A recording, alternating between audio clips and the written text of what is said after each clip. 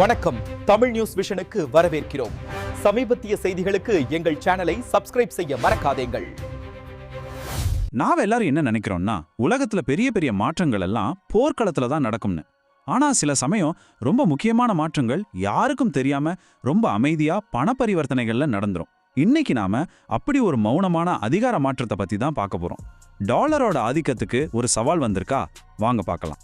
இந்த ஒரு வரி தான் இன்னைக்கு நம்ம பேச போற விஷயத்தோட மொத்த சாராம்சம்.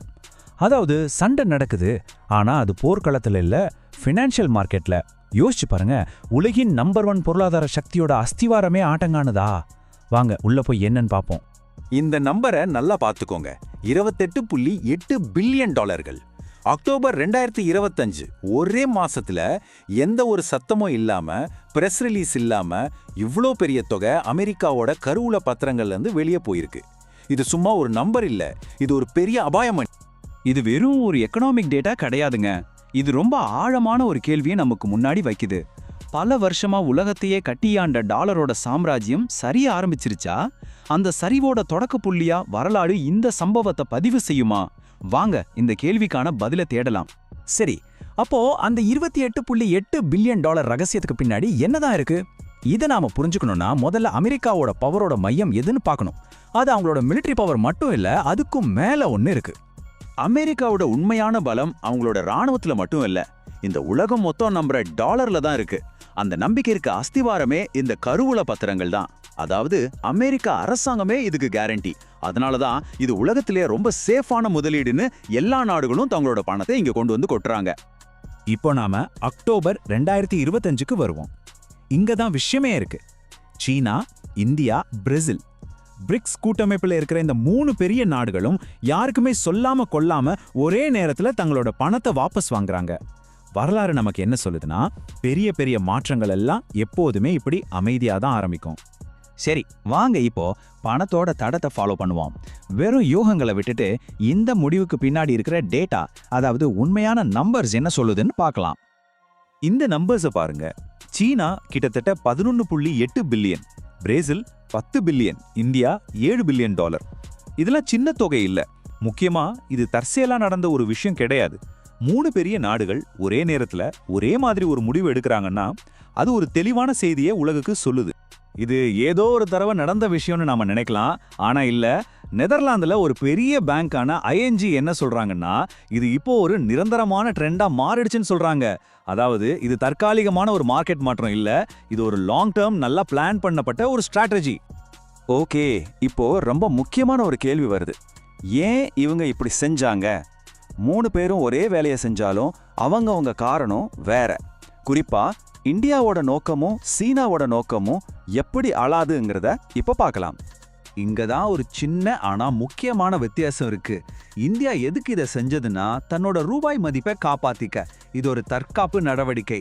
ஆனா சீனா செஞ்சது டாலரை மட்டுமே நம்பி இருக்கிற இந்த உலக நிதி அமைப்பையே மாத்தணுங்கிற ஒரு பெரிய நீண்ட கால திட்டத்தோட ஒரு பகுதி. சொல்ல போனா இந்தியா செஞ்சது டிஃபென்ஸ், சீனா செஞ்சது ஆஃபென்ஸ். ஆனா இந்த 2 நாடுகளுக்கும் ஒரு பொதுவான விஷயம் இருக்கு, அதுதான் தங்கம். குறிப்பா சீனா என்ன பண்ணுதுன்னா, டாலர்ல இருக்கிற முதலீட்டை குறைச்சிக்கிட்டு தங்கத்தை அதிகமா வாங்கி குவிக்குது.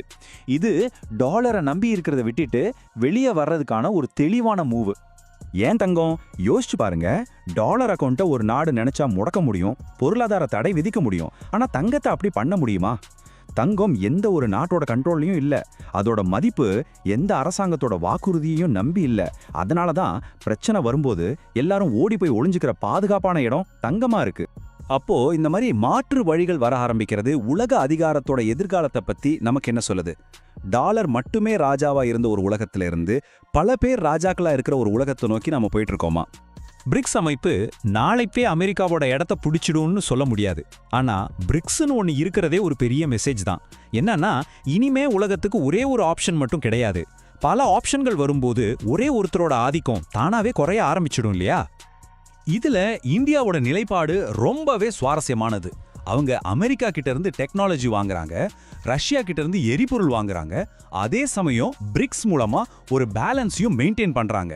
இதோட அர்த்தம் இந்தியா அமெரிக்காவுக்கு எதிராக இருக்குன்னு இல்ல, மாறாக நாங்க யாருக்கும் கீழே இல்ல, எங்க முடிவை நாங்களே எடுப்போம்னு சொல்ற ஒரு சுயாதீனமான செயல். ஒரு விஷயத்தை நாம தெளிவா புரிஞ்சுக்கணும். இதனால நாளைக்கே டாலர் காணாம போயிடும்னு அர்த்தம் இல்ல. உண்மையான ஆபத்து திடீர்னு சரிஞ்சு விழுறது இல்ல, மெதுவா கொஞ்சம் கொஞ்சமா அதோட அதிகாரம் கரையறது தான். அது எப்படின்னு பார்க்கலாம் வாங்க. இங்க நாம கத்துக்க வேண்டிய முக்கியமான பாடம் இதுதான்.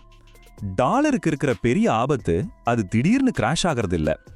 உண்மையான ஆபத்து மத்த நாடுகள் மெதுவா அமைதியா அதை நம்புறத நிறுத்திக்கிறது தான். அந்த சார்பு நிலை குறையிறது தான். இதை இன்னும் சிம்பிளா புரிஞ்சுக்கலாம்.